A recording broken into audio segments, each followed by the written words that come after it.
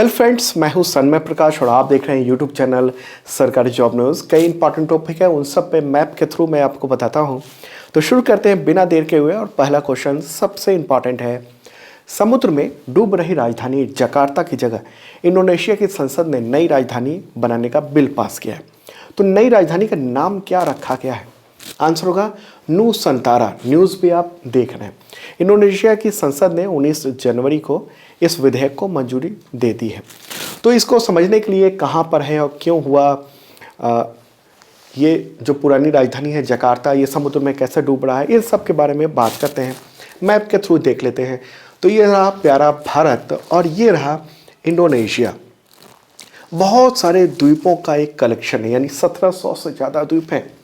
और इसी के पास ये रहा मलेशिया और ये छोटा सा यहाँ पर ब्रुनेई है। ओके, तो नई राजधानी का नाम नूसंतारा रखा गया है। ये बर्नियो द्वीप का एक हिस्सा है। ये बर्नियो द्वीप ये वाला ये रहा। ओके, और बर्नियो द्वीप जो है ये है और इसमें कई देश हैं, जैसे इंडोनेशिया तो है ही, मलेशिया भी है और ब्रुनेई भी है। तो उसी के एक हिस्से में यहाँ पर ये राजधानी, नई राजधानी बनाई जा रही है। जबकि जो पुरानी राजधानी है वो जावा आइलैंड में है। तो ये रहा यहाँ पर, ये है जावा आइलैंड। तो ये सवाल हो सकता है आपके एग्जामिनेशन में, ओके, कि कौन से द्वीप में है। तो ये जावा द्वीप पर पुरानी राजधानी थी और अब बोर्नोई द्वीप पर नई राजधानी बनाई जा रही है।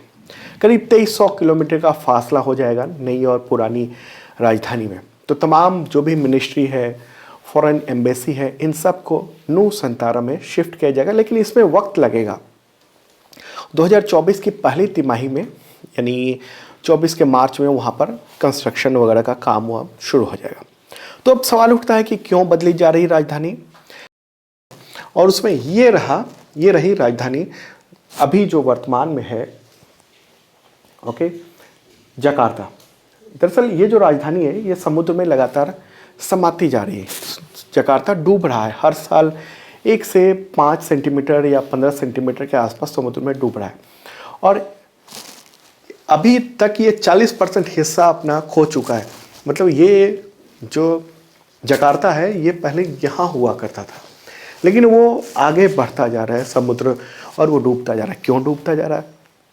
इसकी वजह है अत्यधिक भूजल दोहन, यानी ग्राउंड वाटर को हम बहुत ज़्यादा वहाँ पर निकाल रहे हैं। वहाँ के लोग, हम मतलब वहाँ के लोग, मनुष्य लोग। और वहाँ पर पर्यावरण प्रदूषण बहुत ज़्यादा है और नदियाँ भी कई सारी हैं और उसका भी जलस्तर लगातार बढ़ रहा है। सामान्य वर्षा आसपास के इलाकों को डूब क्षेत्र बना देती है और भवन धीरे धीरे धरती में धंस रहे हैं। पूरा इलाका धंस रहा है। क्यों धंस रहा है? क्योंकि अब ये है यहाँ पर समुद्र, तो खारा पानी तो लेंगे नहीं। तो ऐसे में गैर कानूनी ढंग से ग्राउंड वाटर लगातार खींचा जा रहा है। आबादी बहुत ज़्यादा है, करोड़ों आबादी है, उनके पानी के लिए ग्राउंड वाटर से ही निकाला जा रहा है। तो ऐसे में भूजल जब निकल रहा है तो वहाँ नीचे की जो परत है वो धंस रही है नीचे। ओके, तो बूंद बूंद निचोड़ रहे हैं। 40% हिस्सा पहले ही समुद्र के जल के नीचे आ चुका है इसका। ओके, तो अब जो दिक्कत है कि उस राजधानी को अब झेला नहीं जा सकता और बताया ये जा रहा है कि 2050 तक जकार्ता का ज़्यादातर जो हिस्सा है वो समुद्र के नीचे समा जाएगा। यहाँ ये जकार्ता, ये समुद्र के नीचे समा जाएगा। तो इसलिए राजधानी बदलने के अलावा कोई और विकल्प नहीं था। बर्नियो आइलैंड जो रहा वो यहाँ से यहाँ तक का हिस्सा रहा।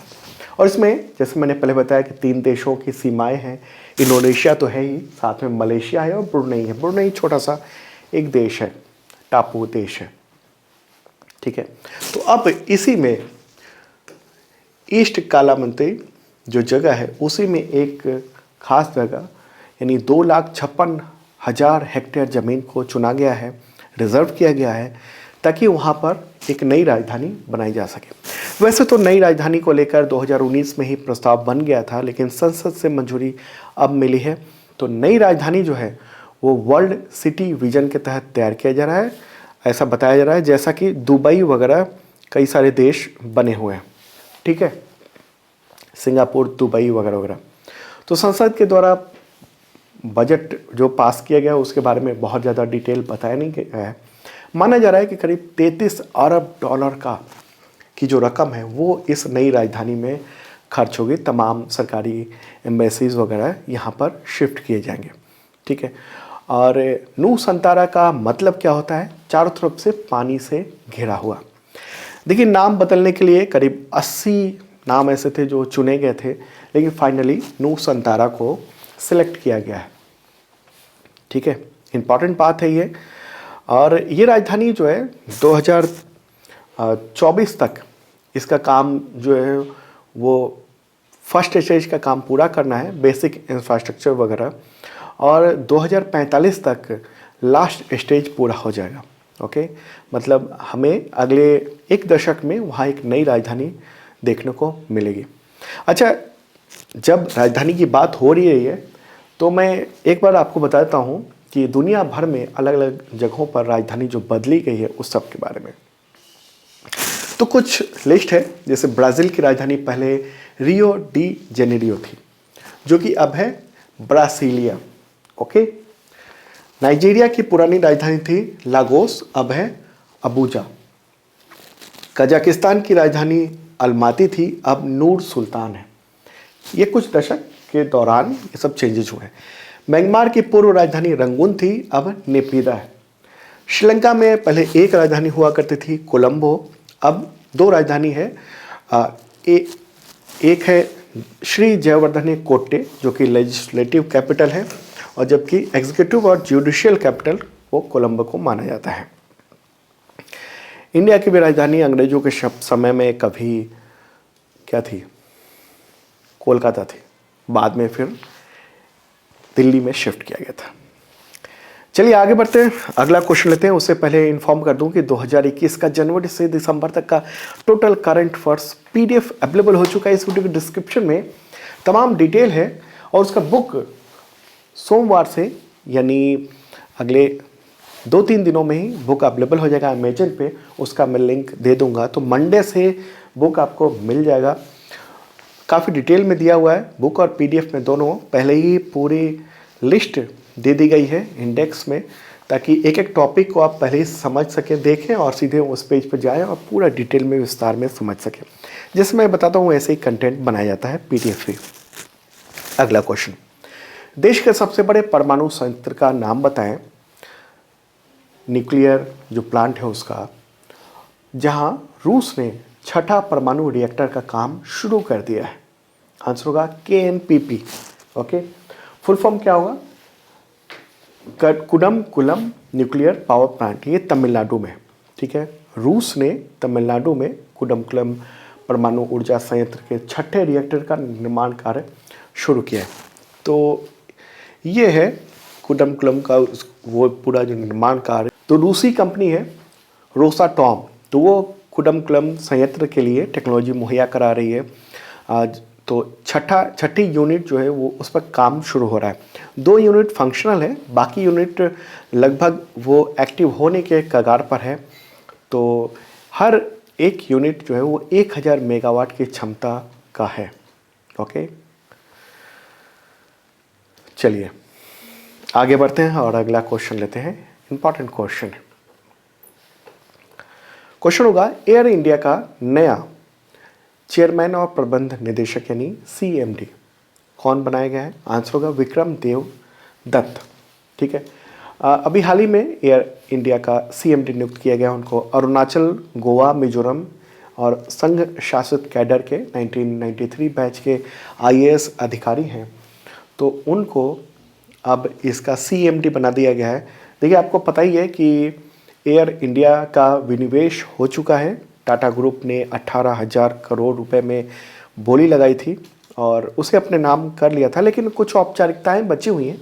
तो तब तक के लिए विक्रम देव दत्त CMD बने रहेंगे, और ये जो ट्रांजिशन पीरियड है उसी दौरान का काम करेंगे, मतलब जल्दी से कंपनी को दूसरे को हैंड ओवर करने के लिए, टाटा को हैंड ओवर करने के लिए। ओके, एयर इंडिया स्थापना कब हुई थी? तो 1932 में JRD टाटा ने इसकी स्थापना की थी। ओके, एक इम्पॉर्टेंट बात। अगला क्वेश्चन, चीन की सेना जिसे कहते हैं पीएलए, पीपुल्स लिबरेशन आर्मी, तो उसने 18 जनवरी 2022 को किस राज्य के युवक का अपहरण कर लिया है? आंसर होगा अरुणाचल प्रदेश। ओके, न्यूज़ आप देख रहे हैं। ये खुलासा कैसे हुआ? अरुणाचल प्रदेश के एमपी है, मेंबर ऑफ पार्लियामेंट हैं, तो उन्होंने ये ट्वीट करके ये बताया। तपीर गांव सांसद हैं, तो उन्होंने ये कहा कि अरुणाचल प्रदेश में 2 लड़के थे, यानी 2 युवक थे, वो बॉर्डर के पास थे। एक नदी, यानी जो अरुणाचल प्रदेश में जो सियांग नदी कहिए या फिर कह लीजिए ब्रह्मपुत्र नदी, तो उसी के पास थे। उसी दौरान जो पीएलए है, पीपल्स लिबरेशन आर्मी चाइना की, उसने दोनों इन युवकों को पकड़ने के लिए, फोटोग्राफ दिखा देता हूँ मैं, इनको पकड़ने की कोशिश की। तो एक तो दोस्त भाग गया, लेकिन दूसरा जो है ना वो पकड़ा गया और उसे पीएलए उठाकर ले गई है। तो सांसद ने इस मामले में सरकार से भी कहा है, सेना भी बातचीत कर रही है, पीएलए से ढूंढने की कोशिश कर रही है, लेकिन पीएलए का ये कहना है, चाइनीज आर्मी का, कि उसे कुछ जानकारी नहीं है इस युवक के बारे में। और देखिए, पहले भी अपहरण के मामले होते रहे हैं। सितंबर 2020 में पीएलए ने अरुणाचल प्रदेश से ही 5 युवकों को उसका अपहरण कर लिया था और 1 हफ्ता रखने के बाद उसको रिहा किया था। ओके, तो अरुणाचल प्रदेश भारत के मैप में ये रहा हिस्सा, तो यहीं से किडनैप किया गया। तो अब देखते हैं बाकी का काम अब इंडियन आर्मी और गवर्नमेंट को करना है। ओके, उसको वापस लाने का काम। तो अरुणाचल प्रदेश की भी बात कर लें कुछ। वहाँ के चीफ मिनिस्टर कौन है? मुख्यमंत्री पेमा खांडू और गवर्नर बीडी मिश्रा। अगला क्वेश्चन लेते हैं। खादी के कपड़े से बना दुनिया का सबसे बड़ा राष्ट्रीय ध्वज लोंगेवाला में प्रदर्शित किया गया। तो ये जगह भारत पाकिस्तान के किस वर्ष के युद्ध की वजह से काफ़ी चर्चित रहा है? आंसर होगा 1971। 1971 के जो इंडिया पाकिस्तान वॉर हुआ था उसकी वजह से ये पॉपुलर है। और 15 जनवरी को, यानी सेना दिवस के मौके पर इसे प्रदर्शित किया गया। फ़ोटो भी दिखा दूँ मैं। ये इतना बड़ा, काफ़ी बड़ा है। लोंगेवाला जो है वो जैसलमेर, यानी राजस्थान का जो ज़िला है जैसलमेर, उसी में स्थित है, एक हिस्सा है उसका। और ये तिरंगा है, 70 कारीगरों ने बनाया है 49 डेज़ में। और आपको बताऊं कि ये खादी का सबसे बड़ा ध्वज है। 225 फीट लंबा है और 150 फीट चौड़ा है लगभग। ओके, और 1400 केजी वजन है इसका, इतना बड़ा। और 4500 मीटर हाथ से बुने हुए खादी कॉटन की बॉटिंग का इस्तेमाल किया गया है इसमें। लोंगेवाला जो युद्ध है वो बहुत पॉपुलर रहा है, जहां पर 90 सैनिकों ने 2000 पाकिस्तानी सैनिकों और टैंक को हराया था। और इस घटना पर मशहूर फिल्म बन चुकी है बॉर्डर। आगे बढ़ते हैं, अगला क्वेश्चन लेते हैं। 18 जनवरी 2022 को परय्या महोत्सव किस राज्य के उडुपी में मनाया गया? आंसर होगा कर्नाटक। ओके, ये कर्नाटक में आयोजित किया गया और द्विवार्षिक समारोह है। ये हर 2 साल पर यह आयोजित होता है। कर्नाटक की बात हो रही है। मुख्यमंत्री कौन है? बसवराज बोम्मई और गवर्नर थावरचंद गहलोत हैं। अगला क्वेश्चन, नेशनल स्टार्टअप्स अवार्ड्स 2021 में सबसे ज़्यादा स्टार्टअप्स अवार्ड किस राज्य के स्टार्टअप्स ने प्राप्त किए हैं? आंसर होगा कर्नाटक। ओके, कर्नाटक ने प्राप्त किए हैं 46 इंडियन स्टार्टअप्स अवार्ड्स में ऐसे 14 जो अवार्ड हैं, मतलब 46 अवार्ड दिए जाते हैं, उनमें से 14 अवार्ड कर्नाटक के स्टार्टअप्स ने प्राप्त किए। ठीक है, 30% अलग अलग कैटेगरी में ये अवार्ड दिए गए हैं अलग अलग लोगों को। और पहली बार राष्ट्रीय स्टार्टअप्स पुरस्कार का आयोजन 2020 में किया गया था। और इसे कौन आयोजित करता है? तो उद्योग और आंतरिक व्यापार संवर्धन विभाग DPIIT, तो उसके द्वारा ये अवार्ड आयोजित किया जाता है। चलिए आगे बढ़ते हैं और अगला क्वेश्चन लेते हैं। पुरुष कैटेगरी में बेस्ट फीफा फुटबॉल अवार्ड 2021 किसे मिला है? कौन विजेता है? आंसर होगा रॉबर्ट लेवानडॉस्की। ठीक है। पेशेवर पॉलिश फुटबॉलर हैं जो कि बुंडेसलीगा क्लब बायर्न म्यूनिख के लिए स्ट्राइकर के रूप में खेलते हैं और पोलैंड के राष्ट्रीय कप्तान भी हैं। फोटोग्राफ भी आप देख रहे हैं, 33 ईयर के हैं। अगला क्वेश्चन इसी से रिलेटेड है। फीमेल कैटेगरी में बेस्ट फीफा फुटबॉल अवार्ड 2021 किसे मिला? देखिए अवार्ड 2022 में मिला है लेकिन है 2021 का। आंसर होगा एलेक्सिया पुटेलस। ओके, 27 ईयर की हैं, स्पेन की फुटबॉलर हैं। उनको ये अवार्ड मिला है। प्राइमेरा डिवीज़न क्लब बार्सिलोना उसके लिए ये खेलती हैं। अगला क्वेश्चन लेते हैं। उत्कृष्ट करियर के लिए, बेहतरीन करियर की कामयाबी के लिए किस पुरुष खिलाड़ी को फीफा स्पेशल अवार्ड 2021 मिला है? आंसर होगा क्रिस्टियानो रोनाल्डो। 36 ईयर के हैं, पुर्तगाली प्लेयर हैं, शानदार, दुनिया मशहूर हैं, तो उनको ये अवार्ड दिया गया है। फीफा की स्थापना कब हुई थी? 21 मई 1904 को। ओके, मुख्यालय कहाँ है? ज्यूरिख, स्विट्जरलैंड में। अगला क्वेश्चन लेते हैं। अमेरिकी सिक्के पर दिखाई देने वाली पहली अश्वेत महिला कौन बनी है? आंसर होगा माया एंजेला। ठीक है, तो अमेरिका के ट्रेजरी डिपार्टमेंट ने ये सम्मान दिया है एक तरह से। पहली बार किसी अश्वेत महिला को अमेरिकी सिक्के में दर्शाया गया है। ओके, तो इनकी तस्वीर आई है, सिक्का भी मैं दिखा दूँ, ये रहा सिक्का। 25 सेंट का सिक्का है, उसमें इनको दिखाया गया है। माया एंजेला के बारे में बताऊँ, वो फेमस लेखिका, कवयित्री और सामाजिक कार्यकर्ता रही हैं। अफ्रीकी अमेरिकी हैं, अमेरिका में ही जन्म हुआ था उनका। ओके, अगला क्वेश्चन लेते हैं। मणिपुर, मेघालय, त्रिपुरा, तो इन सब का जो स्थापना दिवस है वो कब मनाया जाता है? आंसर होगा 21 जनवरी। ठीक है, पूर्वोत्तर राज्य हैं मणिपुर, मेघालय और त्रिपुरा। ये 50 साल हो गए हैं उसको राज्य बने हुए। तो एक बार मैप के थ्रू देख लेते हैं। तो ये रहा मणिपुर, मैप में ध्यान रखना। ठीक है, ये है मेघालय यहाँ, और ये है त्रिपुरा। ओके, समझ गए आप? ये रहा मणिपुर, ये है मेघालय, और ये रहा त्रिपुरा। तो दोस्तों ये था इंपॉर्टेंट करंट अफेयर्स।